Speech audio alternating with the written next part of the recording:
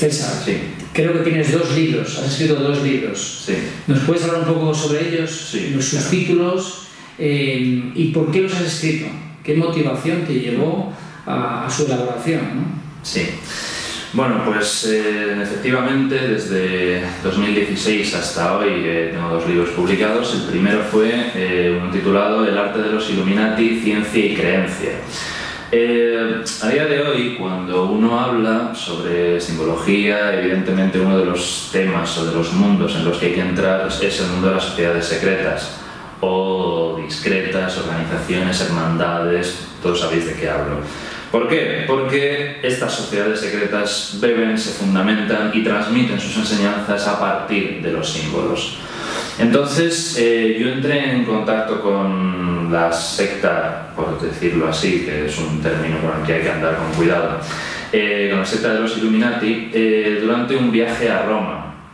Porque se subtitula así, ciencia y creencia, porque los Illuminati, según los documentos que se han conservado, al parecer eran un grupo de científicos del siglo XVII que creían en Dios y querían demostrar la existencia de Dios a través de la ciencia.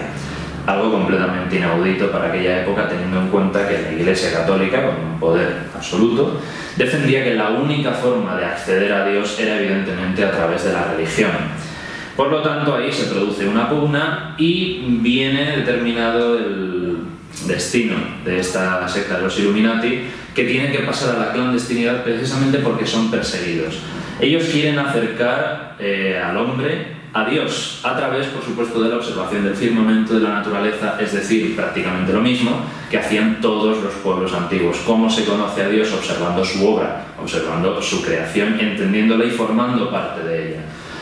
Esto la Iglesia Católica del XVII no lo comprendió y por esto los Illuminati tuvieron que pasar a la clandestinidad. Por eso el subtítulo de ciencia y creencia, porque aunque nos parezca increíble, la fisura, la brecha que se ha abierto entre ciencia y religión en realidad es muy reciente. Hasta este mismo siglo XVII se consideraban 2 vías del mismo conocimiento, que al final era el conocimiento de Dios, el conocimiento de un principio superior a nosotros mismos. Cada uno entendía a Dios a su manera. Bien es cierto que los Illuminati eran en su gran mayoría católicos, pero también hay constancia de que recibieron a muchos otros científicos que tenían incluso pensamientos casi uno diría ateos. ¿Por qué? Entendían que la vida, la naturaleza per se, ya era lo suficientemente increíble y admirable como para andar pensando en algo superior. Pero aún así lo que ellos buscaban era precisamente eso, mezclar el procedimiento científico con la espiritualidad. En el siglo XVII se produce esa brecha que ha llegado hasta el día de hoy, por eso parece que los sacerdotes y los científicos están enfrentados, pero eso para un hombre del Renacimiento, para un filósofo clásico o para cualquier persona de la antigüedad o de la Edad Media era algo incomprensible porque son indivisibles. El estudio de la creación te lleva inmediatamente al principio creador. Entonces escribí este libro para dar a conocer la historia de los Illuminati en una laguna histórica que tenemos aquí que no nos han contado, y además que estos miembros, los miembros de los Illuminati, eran auténticos monstruos de aquella época, unos cocos alucinantes, entre los que se contaba, por ejemplo, el propio Galileo Galilei, que puede resultar sorprendente, pero sí, Galileo era un científico, pero también era un creyente. Lo que pasa es que su credo no satisfacía de todo a la Iglesia y tuvo muchas pugnas por ello y lo que todos conocemos. Pero sí, él formó, de hecho fue uno de los fundadores que creó este grupo, esta organización, en el que todos los hombres creyentes en Dios investigaban su creación a través de la ciencia. Entonces este libro trata sobre todo de 2 partes. Primero, explicar la relación que ha habido a lo largo de la historia entre Dios y la ciencia, cómo se han comprendido estas 2 naturalezas que al final eran una sola. Y la segunda parte trata concretamente de este grupo de los Illuminati, porque nace, cómo surge y su actuación en Roma, que es donde se desarrolló, y cómo acabó mal. Al final, después de un episodio conocido como la Purga, tuvo lugar en 1656, los Illuminati se tuvieron que marchar de Roma porque estaban siendo perseguidos, muchos de ellos fueron ejecutados, así que se desperdigaron por Europa y los documentos referentes a las distintas personas que los formaban, pues han desaparecido. Entonces, a principios del siglo XVIII ya no hay ninguna constancia de los Illuminati. Pero quería aportar esta parte de nuestra historia, que como he dicho, creo que es una laguna que la gente no la conoce, y que me parece interesante sobre todo cómo alguien con semejante inteligencia como podía ser Galileo o Kepler pudieron heredar ese saber antiguo de unión entre ciencia y religión. Me parece algo ciertamente encomiable y que tenemos mucho que aprender de ellos.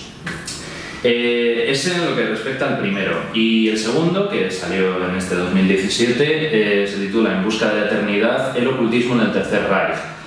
Creo que el título lo dice todo. Son las doctrinas esotéricas, ocultistas, que alimentaron a Hitler y a su, digamos, grupo de poder del partido nazi durante el siglo XX, y que sustentaron todo lo que vino después. Evidentemente, lo que ocurrió durante la Segunda Guerra Mundial lo hemos estudiado, hemos leído, hay desgraciadamente gente que incluso lo vivió, pero hay una parte importante de la que creo que no se ha hablado lo suficiente y que tuvo mucho que ver en cómo se desarrollaron las cosas.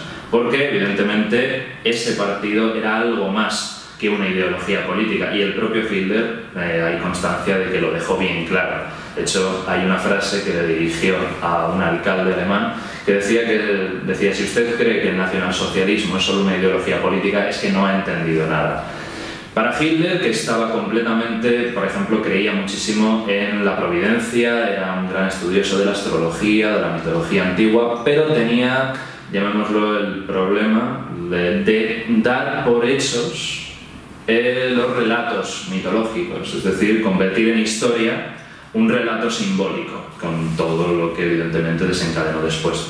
Entonces, en este libro lo que hablo es en los años previos a la Segunda Guerra Mundial, al estallido del conflicto bélico, desde el momento en el que Hitler toma el poder, él y sobre todo su mano derecha, Friedrich Himmler, que se creía la reencarnación de un rey sajón del siglo X, cómo todos ellos se bañan en esa fiebre ocultista que por otra parte era muy característica del siglo XX, intentar recuperar, comprendiendo mejor o peor, todas las tradiciones místicas, filosóficas, mitológicas, etc.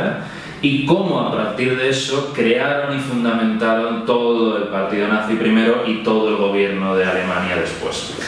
Entonces se hablan de los viajes que se hicieron a distintos países, Egipto, a Irán, al norte de Europa, para rescatar las huellas del pasado, que ellos llamaban su pasado ario, sus antepasados, porque decían que algunos yacimientos que a día de hoy siguen causando estupor, como por ejemplo Tiahuanaco en Bolivia, decían que tenían que haber sido forzosamente obra de la raza aria. Entonces intentaban sustentar sus propias creencias, por supuesto racistas y todo lo que sabemos.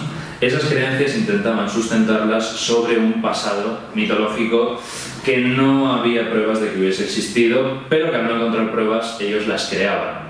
Búsqueda también de lo que llamamos los objetos de poder, elementos imbuidos del poder de Dios, que en este caso muchos de ellos estaban imbuidos del poder del Dios de los judíos, que en este caso parecía no importarle a Hitler ni a sus compatriotas, como por ejemplo el Arca de la Alianza, la lanza de Longinos, el Santo Grial, incluso el martillo de Thor, porque al leer los Edas, al leer los Vedas, la Biblia, etc., pensaban que todo lo que allí estaba contenido había existido de verdad y por lo tanto intentaban usarlo para conquistar Europa. Entonces, como digo, es una parte de nuestra historia, además de una época que todos conocemos perfectamente y que no hace tanto que ha ocurrido, pero que sin embargo, por algún motivo, no se le ha dado la suficiente publicidad, y es algo que considero extremadamente importante porque al final es la sustentación ideológica y religiosa de lo que fue el pueblo alemán en el siglo XX. De hecho, el propio Hitler fue designado como Mesías. Por lo tanto, vemos aquí la importancia que tenía el misticismo y la religión para lo que iba a ser, al final, un nuevo régimen del rey de los 1000 años, que aparece, de hecho, en los textos religiosos de los pueblos celtas, germanos, etc. Entonces, el objetivo del libro, al final, es explicar ese momento concreto de la historia, como digo, antes del estallido de la Segunda Guerra Mundial, y cómo Hitler y Himmler, Rosenberg y los jerarcas nazis intentan construir todo este programa mitológico, esotérico y místico para sustentar su propia ideología.